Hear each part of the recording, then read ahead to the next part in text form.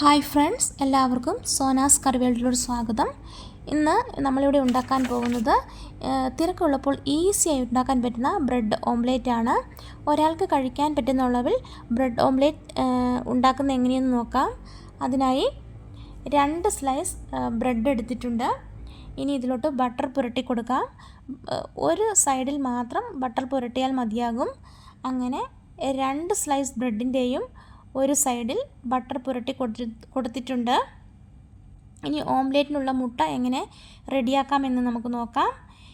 ഇവിടെ ഒരു മിക്സിംഗ് ബൗളിൽ 2 മുട്ട പൊട്ടിച്ചൊഴിച്ചിട്ടുണ്ട്. ഇതിലേക്ക്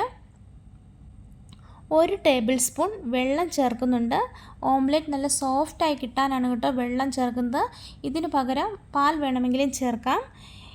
ഇനി ചെറുതായി എരിഞ്ഞ 2 പച്ചമുളക് ഇടുന്നുണ്ട്. ഓരോരുത്തരുടെ എരിവിനനുസരിച്ച് ഇടാവുന്നതാണ്.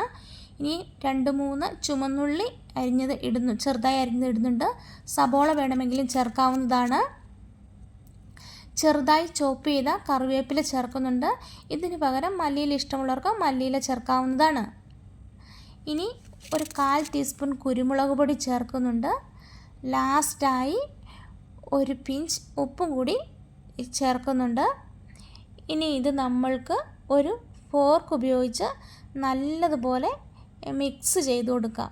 ഏകദേശം ഒരു 1/2 മിനിറ്റോളം ഇങ്ങനെ ഫോർക്ക് ഉപയോഗിച്ച് നന്നായി ബീറ്റ് ചെയ്തെടുക്കാം. ഇപ്പോൾ ഇവിടെ മുട്ട നന്നായി ബീറ്റ് ചെയ്തെടുത്തിട്ടുണ്ട്. ഇനി ഇതുപയോഗിച്ച് എങ്ങനെ ബ്രെഡ് ഓംലേറ്റ് തയ്യാറാക്കാമെന്ന് നോക്കാം. അതിനായി ഇതുപോലെ ഒരു നോൺ സ്റ്റിക്ക് പാൻ ചൂടാക്കിയതിന് ശേഷം ബട്ടറോ ഓയിലോ പുരട്ടി കൊടുക്കാം. അതിലോട്ട് തയ്യാറാക്കി വെച്ചിരിക്കുന്ന മുട്ട അതിലോട്ട് ഒഴിച്ച് സ്പ്രെഡ് ചെയ്യുക. ഇനി ഇതിൻ്റെ മുകളിലോട്ട് ബട്ടർ തേച്ച് വെച്ചിരിക്കുന്ന ബ്രെഡ് വയ്ക്കുക. ബട്ടർ തേച്ച വശം മുകളിൽ വരത്തക്ക രീതിയിലാണ് വയ്ക്കേണ്ടത്. സെൻറ്ററിൽ വെക്കാനും മറക്കരുത്. ഇനി 1 മിനിറ്റ് നേരം മീഡിയം ഫ്ലെയിമിൽ വേവിക്കുക. അതിനുശേഷം ഇത് മറിച്ചിടുക. മറിച്ചിട്ട് 1/2 മിനിറ്റിന് ശേഷം ബ്രെഡിൻ്റെ സൈഡിലോട്ട് കവർ ചെയ്ത് കിടക്കുന്ന മുട്ടയുടെ ഭാഗം മടക്കി കൊടുക്കുക. ഇനി ഒരു ബ്രെഡ് സ്ലൈസ് മടക്കി രണ്ടാമത്തെ സ്ലൈസിലോട്ട് മുകളിലോട്ട് വയ്ക്കുക.